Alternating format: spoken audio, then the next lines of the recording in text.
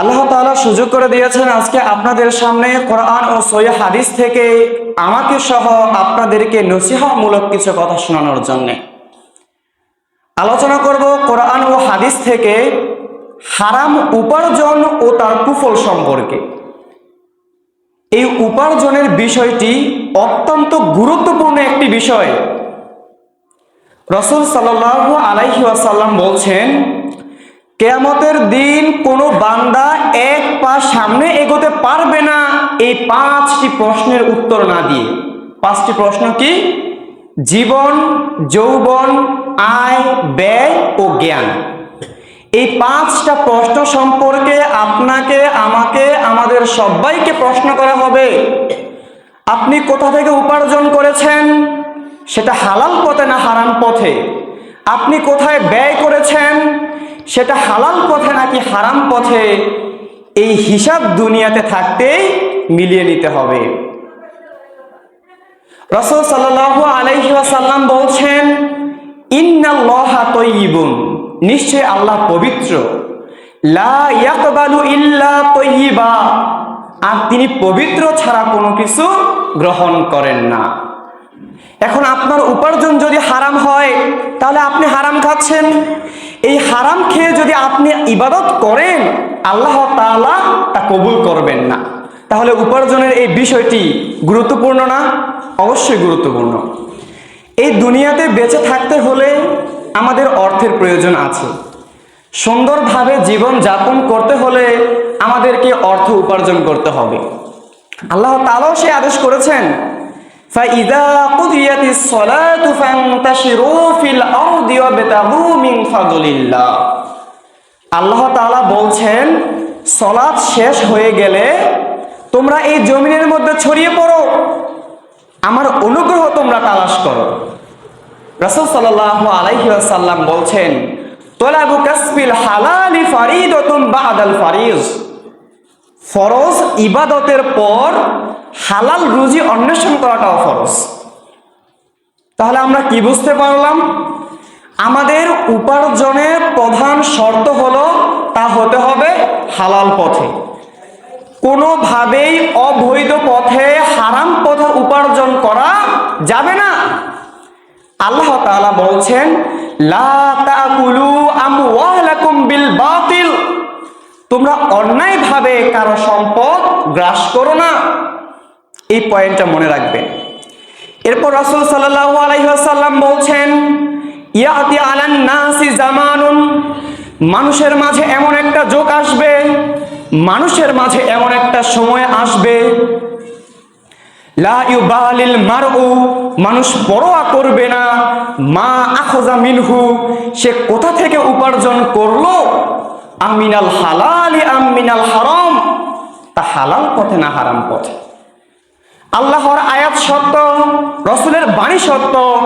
আজ আপনি যদি লক্ষ্য করেন, আমাদের সমাজ থেকে শুরু করে দেশের আনাচে কানাচে আজ মানুষ হারাম পথে উপার্জন করছে, অন্যায়ভাবে মানুষ উপার্জন করছে, কোটি কোটি টাকার মালিক হয়ে যাচ্ছে। সে একটা বার পরোয়া করছে না এই টাকাটা হালাল পথে উপার্জিত না হারাম পথে। আজ মানুষ উপার্জন করছে হারাম পথে, সুদ, ঘুষ, দুর্নীতি, মাপে কম, ধোঁকা দিয়ে উপার্জন করছে। এই হারাম জীবন যাপন করছি আজ আমরা। অথচ আল্লাহ তাআলা বলছেন, ওয়াইলুল লিল মুতাফফিফিন, দুর্ভোগ ওই সকল মানুষের জন্য, ধ্বংস তাদের জন্য যারা মাপে কম দেয়, যারা লোক ঠকিয়ে উপার্জন করে। আল্লাহ তাআলা আরো বলছেন, ওয়া আহাল্লাল্লাহুল বাইআ ওয়া হাররামার রিবা, আল্লাহ তাআলা ব্যবসাকে হালাল করেছেন আর সুদকে করেছেন হারাম। নবী রাসূলরা ব্যবসা করেছেন, সাহাবারা ব্যবসা করেছেন, ব্যবসার মধ্যে বরকত রয়েছে। রাসূল সাল্লাল্লাহু আলাইহি ওয়াসাল্লাম বলছেন, সৎ ব্যবসায়ী যে হালাল পথে উপার্জন করে, সৎভাবে ব্যবসা করে, কিয়ামতের দিন সে নবী রাসূল, সিদ্দিক ও শহীদগণের সঙ্গী হবে। সুবহানাল্লাহ বলবেন না? তাই আমাদেরকে হালাল পথে উপার্জন করতে হবে। সৎ ব্যবসার মাধ্যমে আপনি উপার্জন করতে পারেন। সৎ ব্যবসা কোনটা? যেই ব্যবসার মধ্যে মিথ্যা, ধোঁকা, ও ইসলাম পরিপন্থী কোনো কাজ নেই, সেটাই হচ্ছে সৎ ব্যবসা। কিন্তু আজ মানুষ হালাল পথ রেখে, সৎ পথ রেখে আল্লাহ তাআলা যে পথ হারাম করেছেন মানুষ সে পথ উপার্জন করছে। আল্লাহ তাআলা সুদকে হারাম করে দিয়েছেন, কিন্তু এই সুদ আজ আমাদের জীবনের সাথে জড়িয়ে গিয়েছে। এই সুদ ছাড়া আজ আমরা কল্পনা করতে পারি না। এই সুদ হচ্ছে আপনার অনেকটা জোকের মতো। জোক দেখেছেন আপনারা? জোক কি করে? মানুষের শরীর থেকে রক্ত চুষে নেয়, কিন্তু মানুষ তৎক্ষণাৎ বুঝতে পারে না। তো ঠিক তেমনি সমাজের মধ্যে, দেশের মধ্যে এক শ্রেণী মানুষ রয়েছে যারা আপনার এই সুদের মাধ্যমে অর্থ উপার্জন করছে। এই সুদের মাধ্যমে অর্থ উপার্জন করে তারা আরো ধনী হয়ে যাচ্ছে, আর যারা গরিব অসহায় তারা আরো নিঃস্ব হয়ে যাচ্ছে। এই সুদ এতটা নিকৃষ্ট, সুদ এতটা খারাপ, এই সুদের ঋণ বইতে না পেরে অনেকে তার শেষ সম্বলটুকু, বাড়ি ঘর ভিটামাটি পর্যন্ত বিক্রি করে দেয়। এমন অনেক নজির রয়েছে। অনেকে আবার এই সুদের ঋণ সহ্য করতে না পেরে এই সবুজ মিষ্ট পৃথিবীর মায়া ত্যাগ করে আত্মহত্যার পথ বেছে নেয়। এই সুদ এতটা নিকৃষ্ট, অথচ আল্লাহ তাআলা বলছেন, ইয়া আইয়ুহাল্লাযীনা আমানু, ওহে ঈমানদারগণ, ওহে তোমরা যারা ঈমান এনেছো, লা তাকুলুর রিবা, তোমরা সুদ খেও না। আল্লাহ আদেশ করছেন আপনাকে, আপনি ঈমান এনেছেন, আল্লাহ আপনাকে বলছেন, ওহে ঈমানদারগণ তুমি সুদ খেও না। কিন্তু আজ এই সুদ আমাদের প্রতিটা ঘরে ঘরে, আজ দেশের আনাচে কানাচে এই সুদী কারবারি চলছে। ওহে মা, ওহে বোন, আমি আপনাকে বলছি, আপনি শুনুন, আপনার স্বামী সুদ খাচ্ছে, সুদী ব্যবসা করছে, সুদের সাথে লেনদেন করছে, কিন্তু আপনি একটা বার প্রতিবাদ করেননি। ওহে ভাই, আমি আপনাকে বলছি, আপনার বাবা সুদী কারবারি করছে, সুদের মাধ্যমে উপার্জন করছে, আপনি সন্তান হয়ে একটা বার আপনি প্রতিবাদ করেননি। আপনি শুনে রাখুন, আপনিও সমানভাবে দোষী। রাসূল সাল্লাল্লাহু আলাইহি ওয়াসাল্লাম কি বলেছেন হাদিসের মধ্যে শুনুন। আন আবি হুরায়রা রাদিয়াল্লাহু আনহু থেকে বর্ণিত, তিনি বলেন, লাহানা রাসূলুল্লাহ সাল্লাল্লাহু আলাইহি ওয়াসাল্লাম, রাসূল সাল্লাল্লাহু আলাইহি ওয়াসাল্লাম লানত করেছেন, অভিশাপ দিয়েছেন, আকালা রিবা, যে সুদ খায়। যে সুদ খায় আল্লাহর রাসূল সাল্লাল্লাহু আলাইহি ওয়াসাল্লাম তাকে লানত করেছেন। ওয়া মুআকিলাহু, যে সুদ দেয়, ওয়া কাতিবাহু, যে সুদ লিখে রাখে, ওয়া শাহিদাইহি, যে দুজন সুদের সাক্ষী থাকে, ওয়া ক্বালা হুম সাওয়া, তারা সবাই সমান। সুদ যে খায়, সুদ যে দেয়, সুদের যে সাক্ষী থাকে, সুদ যে লিখে রাখে, সবাই সমান। সুদ কতটা নিকৃষ্ট আমি আপনাকে কি করে বোঝাই। হাদিসের মধ্যে এসেছে, সামুরা ইবনে জুনদুব রাদিয়াল্লাহু আনহু থেকে বর্ণিত, রাসূল সাল্লাল্লাহু আলাইহি ওয়াসাল্লাম বলছেন, আমি ঘুমিয়েছিলাম। একটু মনোযোগ দিয়ে শুনবেন। রাসূল সাল্লাল্লাহু আলাইহি ওয়াসাল্লাম বলছেন, আমি ঘুমিয়েছিলাম, এমন অবস্থায় দুজন ব্যক্তি আমার কাছে আসলো, তারা আমাকে নিয়ে একটি পবিত্র ভূমিতে গেল। চলতে চলতে আমরা একটি রক্তের নদীর কাছে পৌঁছালাম। আমি দেখলাম একজন ব্যক্তি ওই রক্তের নদীর মাঝখানে দাঁড়িয়ে রয়েছে, আরেকজন ব্যক্তি তীরের মাঝে দাঁড়িয়ে রয়েছে, তার সামনে রয়েছে পাথর। ওই রক্তে থাকা ব্যক্তিটি যখন তীরে আসার চেষ্টা করে, তীরে থাকা ব্যক্তিটি তার মাথার মধ্যে পাথর নিক্ষেপ করে তাকে আবার আগের জায়গায় পাঠিয়ে দিচ্ছে। এভাবে চলতেছে তো চলতেছেই, আমি আমার সাথের দুজনকে জিজ্ঞেস করলাম, এই ব্যক্তিটি কে? তখন আমার সাথে থাকা দুজন ব্যক্তি আমাকে বলল, এ হলো ওই ব্যক্তি, এ হলো ওই ব্যক্তি যে দুনিয়াতে বেঁচে থাকা অবস্থায় সুদী জীবন যাপন করেছে, সুদের মাধ্যমে উপার্জন করেছে, সুদে লেনদেন করেছে। এ হলো সুদখোর, এ হলো সুদখোর। আজ আমাদের মধ্যে যদি কর্জে হাসানা থাকতো, তাহলে এই সুদী কারবারি অনেকটাই কমে আসতো। আজ আমাদের মধ্যে কর্জে হাসানা না থাকার কারণে, আজ আমাদের মধ্যে রসুলের আদর্শ না থাকার কারণে, আজ আমাদের মধ্যে বিশ্বস্ততা না থাকার কারণে, আমানতদারিতা না থাকার কারণে আজ আমরা সুদের সাথে আমরা জড়িয়ে যাচ্ছি। রাসূল সাল্লাল্লাহু আলাইহি ওয়াসাল্লাম ছিলেন বিশ্বস্ত, আমানতদার। কাফেররা পর্যন্ত তার কাছে অর্থ সম্পদ আমানত রাখতো, যেভাবে রাখতো তিনি সেভাবেই ফিরিয়ে দিতেন। কিন্তু আজ আমাদের মধ্যে এই আমানতদারিতা না থাকার কারণে, বিশ্বস্ততা না থাকার কারণে সুদ ছাড়া এখন কেউ কাউকে ঋণ দেয় না। কারণ যে ব্যক্তি একজনের কাছ থেকে ঋণ নেয়, ঋণ নেওয়ার পরে সে সঠিক সময়ে তা পরিশোধ করে না।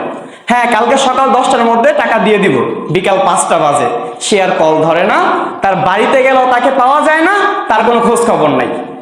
যার কারণে সুদ ছাড়া এখন কেউ কাউকে কর্জে হাসানা দিচ্ছে না, সাহায্য সহযোগিতা করছে না। এজন্য আজ আমাদের দৈনন্দিন জীবনে এই সুদ ঘুষ অতপ্রতভাবে আমরা জড়িয়ে পড়েছি। আজ ঘুষ না দিলে কলম চলে না, ঘুষ না দিলে টেবিলের ফাইল নড়ে না, ঘুষ না দিলে সাক্ষাৎ মেলে না, ঘুষ না দিলে নিজের যোগ্যতা প্রমাণ করা যায় না, ঘুষ না দিলে চাকরি মেলে না। সম্মানিত উপস্থিতি, আমি আপনাকে এটাই বোঝাতে চাচ্ছি, যা কিছুই হয়ে যাক, কোনোভাবে সুদের সাথে, ঘুষের সাথে হারাম পথে উপার্জন করা যাবে না। যদি আপনার উপার্জন হারাম হয় তাহলে আপনি হারাম খাচ্ছেন, কারণ হালাল খেতে হলে হালালি উপার্জন করতে হবে। হারাম উপার্জন করে কখনো হালাল খাওয়া যায় না। আর এই হারাম খেয়ে যদি আপনি ইবাদত করেন তাহলে ওই ইবাদত কবুল হবে না এবং আপনার জীবনের 16 আনাই বৃথা। কারণ আমাদের জীবনের লক্ষ্য হচ্ছে অনন্তকালের জান্নাত। কিন্তু যারা সুদ খেয়ে নিজের এই দেহকে গঠন করে, এই দেহ নিয়ে আপনি জান্নাতে যেতে পারবেন না। আমার কথা নয়, রাসূল সাল্লাল্লাহু আলাইহি ওয়াসাল্লাম বলছেন, লা ইয়াদখুলুল জান্নাতা, জান্নাতে প্রবেশ করতে পারবে না। লা ইয়াদখুলুল জান্নাতা, জান্নাতে প্রবেশ করতে পারবে না। লাহমুন নাবাতা মিনাস সুহতি, যে দেহের গোশত গঠিত হয়েছে হারাম উপার্জন দিয়ে, ওই শরীর জান্নাতে প্রবেশ করতে পারবে না। ওয়া কুল্লু লাহমিন নাবাতা মিনাস সুহতি, যে দেহের গোশত, যে দেহটা গঠিত হয়েছে হারাম উপার্জন দিয়ে, কানাতিন নারু আওলা বি, ওই দেহের জন্য উপযোগী হচ্ছে জাহান্নাম। অর্থাৎ আপনি যদি হারাম উপার্জন করেন তার মানে আপনি হারাম খাচ্ছেন। এই হারাম খেয়ে যে আপনি আপনার এই শরীরকে গঠন করলেন, এই শরীর নিয়ে আপনি জান্নাতে যেতে পারবেন না। শুধু কি তাই, এই যে এখানে যারা উপস্থিত আছেন 50, 60, 70, 80 বছর ধরে আপনি ইবাদতে আপনার জীবনটা কাটিয়ে দিলেন, কিন্তু আপনার উপার্জন যদি হারাম হয় তাহলে এই ইবাদত আল্লাহ কবুল করবেন না। এই ইবাদত আল্লাহ কবুল করবেন না। রাসূল সাল্লাল্লাহু আলাইহি ওয়াসাল্লাম বলছেন, ইন্নাল্লাহা তাইয়্যিবুন, আল্লাহ পবিত্র, লা ইয়াকবালু ইল্লা তাইয়্যিবা, তিনি পবিত্র ছাড়া কোনো কিছু গ্রহণ করেন না। তাহলে আপনি কি করে ভাবছেন আপনি হারাম উপার্জন করছেন, এই হারাম খেলে আল্লাহ আপনার ইবাদত কবুল করবে? হাদিসের মধ্যে এসেছে, রাসূল সাল্লাল্লাহু আলাইহি ওয়াসাল্লাম বলছেন, এক ব্যক্তি দূর দূরান্তে সফর করলো, তার মাথার চুলগুলো উস্কো খুস্কো হয়ে গেল, এলোমেলো হয়ে গেল, তার গায়ের জামা ধুলোয় দূষিত হয়ে গেল। ইয়ামুদ্দু ইয়াদাইহি ইলাস সামা, সে আকাশের দিকে দুহাত তুলে বলছে, ইয়া রাব্বি ইয়া রাব্বি, হে আমার রব, হে আমার প্রতিপালক। ওয়া মাতআমুহু হারাম ওয়া মাশরাবুহু হারাম ওয়া মালবাসুহু হারাম ওয়া গুযিয়া বিল হারাম, সে যেই খাদ্যটা খায় সেটা হারাম, সে যেই পানীয় বস্তুটা খায় সেটা হারাম, সে যেই পোশাকটা পরে আছে সেটা হারাম, ওয়া গুযিয়া বিল হারাম, আর সে হারামই খেয়ে থাকে। ফাআন্না ইউস্তাজাবু লিযালিক, তাহলে আল্লাহ কি করে এমন ব্যক্তির দোয়া কবুল করতে পারে? আপনারাই বলেন। তাহলে এমন ব্যক্তির দোয়া আল্লাহ কি করে কবুল করতে পারেন? যে ব্যক্তির খাবারটা হারাম, সে যে পানিটা পান করে তার পানিটা হারাম, সে যে কাপড় চোপড় পরে সেটা হারাম, তার দেহটাই গঠিত হয়েছে হারাম দিয়ে, তাহলে আল্লাহ কি করে তার ইবাদতটা কবুল করবে? এই হারাম উপার্জন করে আপনি যদি দান করেন, এই দানের মধ্যে আপনি কোনো বরকত পাবেন না, আল্লাহ কবুলই করবেন না। নিজে ব্যবহার করলে, হারাম উপার্জন করে নিজে ব্যবহার করলেও বরকত পাবেন না।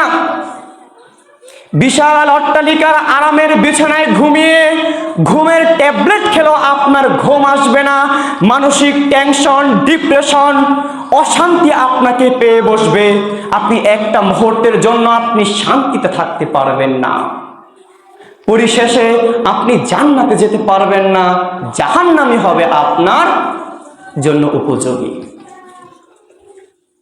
সম্মানিত উপস্থিতি, তাই কোনোভাবেই হারামের সাথে সম্পৃক্ত হওয়া যাবে না। কোনোভাবেই আমরা হারামের সাথে সম্পৃক্ত হব না। এই হারাম কতটা নিকৃষ্ট, এই হারাম থেকে আমাদেরকে বেঁচে থাকতে হবে। সাহাবাদের চরিত্র কেমন ছিল, হারামকে তারা কতটা ভয় করত আপনি জানেন না। আপনি শুনুন, আয়েশা রাদিয়াল্লাহু আনহা থেকে বর্ণিত, তিনি বলছেন, আমার পিতা আবু বকর রাদিয়াল্লাহু আনহুর একজন দাস ছিল। ওই দাস তার জন্য রুজি রোজগারের ব্যবস্থা করে নিয়ে আনতো। তো একদিন ওই দাস কিছু খাবার এনে আবু বকর রাদিয়াল্লাহু আনহুকে দিলেন, তিনি তা খেয়ে নিলেন। তারপর ওই দাস বলল, হে আবু বকর রাদিয়াল্লাহু আনহু, আপনি কি জানেন এই খাবারটা কিভাবে উপার্জিত? তখন আবু বকর রাদিয়াল্লাহু আনহু বলছেন, এই খাবারটা কিভাবে উপার্জিত? তখন ওই দাস বলছে, জাহিলিয়ার যুগে আমি গণকের কাজ করতাম, এই কাজ আমি ঠিকমতো পারতাম না, মিথ্যা বলে মানুষকে ধোঁকা দিতাম। আজ অনেক দিন পর একজনের সাথে আমার সাক্ষাৎ হলো, সে ওই গণনার বিনিময়ে আমাকে এই খাবারটা দিয়েছে, সেটাই আপনি খেয়েছেন। এই কথা শোনার সাথে সাথে আবু বকর রাদিয়াল্লাহু আনহু তার আঙুলটা তার মুখের মধ্যে ঢুকিয়ে দিলেন, সমস্ত খাবার তিনি বমি করে ফেলে দিলেন সুবহানাল্লাহ বাড়িতে গিয়ে। কারণ আবু বকর রাদিয়াল্লাহু আনহু জানেন গণকের উপার্জন হারাম, আল্লাহ ছাড়া কেউ ভাগ্য জানে না, আল্লাহ ছাড়া ভবিষ্যৎ কেউ জানে না। আর আবু বকর রাদিয়াল্লাহু আনহুর পেটে হারাম থাকবে তা তো হতে পারে না। আপনি আমি হলে কি করতাম? খেয়ে ফেলেছি আর খাবো না, তাই তো? খেয়ে ফেলেছি আর খাবো না, এভাবে আমরা হারামকে আমরা হালাল বলে স্বীকৃতি দেই। কিন্তু সাহাবাদের চরিত্র এটা ছিল না। যদি সাহাবাদের চরিত্রের মতো আমাদের চরিত্র হতো, তাহলে আজ আপনি হারাম খেতে পারতেন না। রাসূল সাল্লাল্লাহু আলাইহি ওয়াসাল্লাম বলছেন, মনোযোগ দিয়ে শুনুন, রাসূল সাল্লাল্লাহু আলাইহি ওয়াসাল্লাম বলছেন, এক ব্যক্তি অপর এক ব্যক্তির কাছ থেকে জমি ক্রয় করলো। সে ওই জমিতে চাষাবাদ করতে শুরু করলো। ওই জমির মধ্যে সে স্বর্ণবর্তী একটা ঘড়া পেল, বা স্বর্ণবর্তী একটা কলস জাতীয় সে পেল। যার কাছ থেকে সে জমি ক্রয় করেছিল তার কাছে গিয়ে বলল, আমি আপনার কাছ থেকে জমি ক্রয় করেছি, স্বর্ণ মুদ্রা আমি ক্রয় করিনি, অতএব আপনি এটা রাখুন। তখন যিনি জমি বিক্রি করেছেন ওই বিক্রেতা বলছে, আমি আপনার কাছে জমি বিক্রি করেছি, তার মানে এর মধ্যে যা কিছু রয়েছে আমি সব কিছু বিক্রি করে দিয়েছি। সুবহানাল্লাহ। তখন কেউই নিতে রাজি হচ্ছে না, না বিক্রেতা না ক্রেতা। তখন তাদের মধ্যে একজন বিচারক নির্ধারণ করা হলো। ওই বিচারক বলছে, তোমাদের যদি ছেলে মেয়ে থাকে বিবাহ দিয়ে দাও, বিয়ের মধ্যে খরচ করো, আর বাকিটা উপহার হিসেবে দিয়ে দাও। এই হাদিসগুলো থেকে আমি আপনাকে একটাই মেসেজ দিতে চাচ্ছি সেটা হচ্ছে তারা কিভাবে হারাম থেকে বেঁচে থাকতো। আপনি আমি যদি হতাম ওই স্বর্ণবর্তী কলস নিয়ে আবার যেতাম আবার ফেরত যাইতাম, যদিও যাইতাম। আপনি আমি যদি বিক্রেতা হতাম নিতে অস্বীকার করতাম। কিন্তু তারা হারামকে তারা কত ভয় করত, হারামকে তারা কত ভয় করত, আল্লাহর প্রতি তাদের কত ভয় ছিল, তাদের অন্তরে কি তাকওয়া ছিল। আর আজকে আমি আপনি বর্তমান সময়ে আগের যুগের তুলনায় এখন রিজিক, আরাম, আয়েশ সবকিছু অনেক বেশি। এখানে যারা আছেন মুরব্বিয়ান যারা আছেন এখানে, আপনারা আপনাদের শৈশবের কথাটা একটু চিন্তা করেন তো। বর্তমানে আপনারা আপনাদের সন্তানদেরকে যেই পরিমাণ খাবার খাওয়ান, অনেক মা বোনরা দেখি ছোট বাচ্চারা খাইতে চায় না, দৌড়াইয়া ধৈরা তৃতীয় বিশ্বযুদ্ধ করে তারপর তাকে খাওয়ায়, সাথে আবার এটাও বলে তোরা খাইতে চাস না আর আমরা খাইতে পাই নাই। তো আগের তুলনায় রিজিক অনেক বেশি। তাহলে আপনি কেন হালালটা রেখে আপনি কেন হারাম পথে যাচ্ছেন? কেন আপনি হারাম পথে যাচ্ছেন? আপনি হালালটাকে আপনি গ্রহণ করে নিন, আল্লাহ আপনার জন্য সহজ করে দিবেন। হারাম পথে আপনি উপার্জন করুন। কিন্তু আজ আমাদের মধ্যে আস্থা নেই, আল্লাহ তাআলার প্রতি আমাদের আস্থা নেই, ভরসা নেই, তাকওয়া নেই, যার কারণে আমরা মনে করি বর্তমানে হারাম উপার্জন না করলে আমরা চলতে পারবো না। বনী ইসরাইলের জুরাইজ ব্যক্তির মতো যদি আপনার আস্থা থাকতো আল্লাহর প্রতি, বনী ইসরাইলের জুরাইজ ব্যক্তির মতো যদি আপনার আস্থা থাকতো, তাহলে আপনি এ কথা বলতেন না। ওই বনী ইসরাইলের জুরাইজ ব্যক্তি ছিল, ওই ঘটনা আপনাদের সবারই জানা রয়েছে। তার মায়ের বদদোয়ায় এক নারী তাকে মিথ্যা অপবাদ দিয়েছিল। সে আল্লাহর উপর সে আস্থা রেখেছিল, ভরসা রেখেছিল, আল্লাহ তাকে ওই বিপদ থেকে রক্ষা করেছিল। কিন্তু আজ আপনার আমার মধ্যে, আমাদের মধ্যে আল্লাহর উপর ভরসা না থাকার কারণে, আজ আমাদের মধ্যে আল্লাহর ভয় না থাকার কারণে আমরা হারামের সাথে জড়িয়ে যাচ্ছি, হারাম উপার্জন করছি, হারাম খাচ্ছি। অথচ আল্লাহ তাআলা বলেন এই জমিনের মধ্যে যা কিছু হালাল ও পবিত্র তা তোমরা খাও।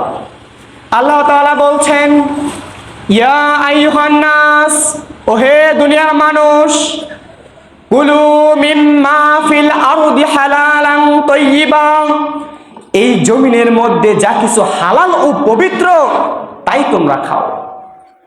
এই জমিনের মধ্যে যা কিছু হালাল ও পবিত্র তাই তোমরা খাও। ওয়ালা তাত্তাবিউ খুতুওয়াতিশ শাইতান, আর তোমরা শয়তানের পথ অনুসরণ করিও না। শয়তান হচ্ছে তোমাদের প্রকাশ্য শত্রু। শয়তান আপনার আমার সামনে হারামটাকে এমন ভাবে উপস্থাপন করে, হারামটাকে চাকচিক্যময় করে আপনার সামনে উপস্থাপন করবে, আপনার কাছে মনে হবে না এটা হারাম, কিন্তু আপনি হারাম খাচ্ছেন, কিন্তু আপনি হারাম খাচ্ছেন।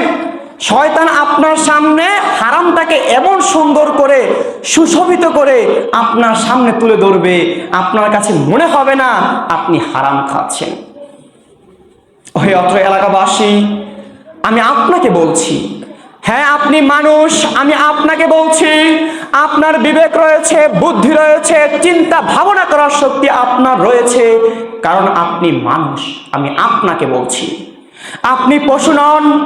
পশু হতে গেলে ভাবনা চিন্তার প্রয়োজন হয় না, পশু হতে গেলে বুদ্ধি জ্ঞানের প্রয়োজন হয় না।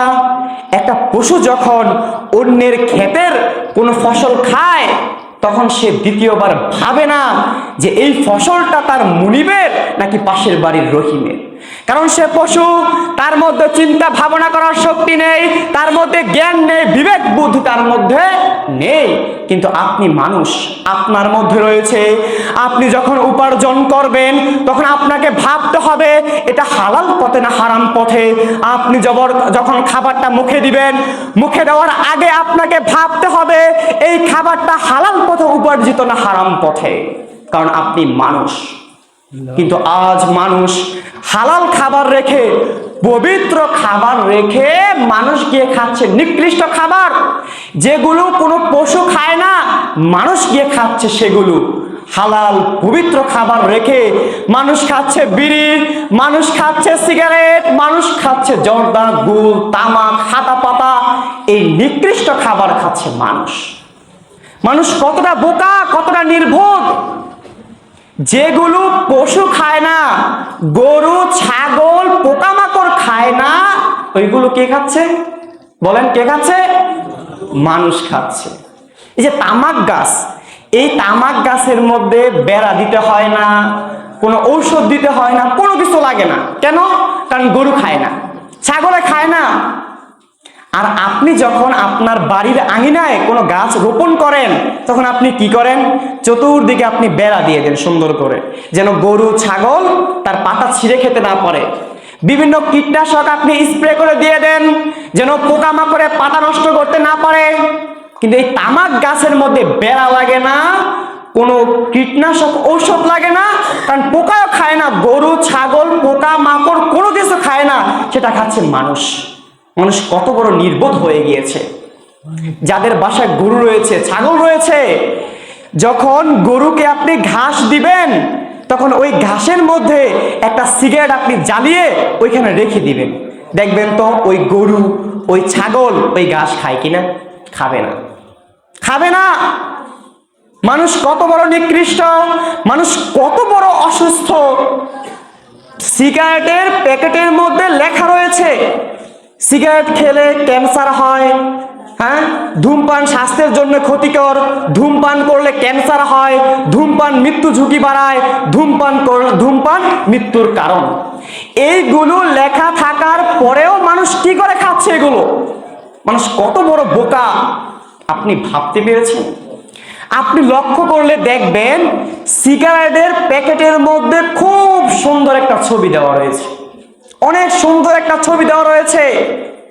মানুষের ফুসফুসটাকে সিগারেটের ধোঁয়া, নিকোটিন কালো কুচকুচ করে দিয়েছে, পোকা মাকড় দখল করে নিয়েছে। আমার মনে হয় এই ছবি যদি আপনারা বাড়িতে নিয়ে আমার মা বোনদেরকে দেখান, তারা মনে হয় ওই বেলার ভাত খেতে পারবে না। এত নিকৃষ্ট একটা ছবি দেওয়া রয়েছে, তারপরেও একজন সুস্থ মানুষ কিভাবে ওই সিগারেটের প্যাকেট থেকে সে সিগারেট বের করে খায়? মানুষ কত বড় নিকৃষ্ট হয়ে গিয়েছে আপনি ভাবতে পারছেন? মানুষ কত বড় বোকা! একজন বিবেক সম্পন্ন মানুষ কখনোই খেতে পারে না যে খাচ্ছে সে অবশ্যই অসুস্থ, মানসিক রোগী। অথচ আল্লাহ তাআলা আপনাকে আদেশ করেছেন যে আপনি হালাল পথে উপার্জন করার জন্য, হালালটা খাওয়ার জন্য, কিন্তু আপনি খাচ্ছেন এই নিকৃষ্ট জিনিস। সম্মানিত এলাকাবাসী, আপনাদের কাছে আমি আকুল আবেদন জানাচ্ছি যে আসুন আমরা ঐক্যবদ্ধ হই। আমাদের এই জরিয়াকান্দা পশ্চিম পাড়া সমাজটা থেকে আমরা এই সুদ, ঘুষ, দুর্নীতি, বিড়ি, সিগারেট, যত প্রকার হারাম রয়েছে এই সবগুলোর শিকড় আমরা উপড়ে দেই। তখনই সম্ভব হবে যখন আপনারা ঐক্যবদ্ধ হবেন।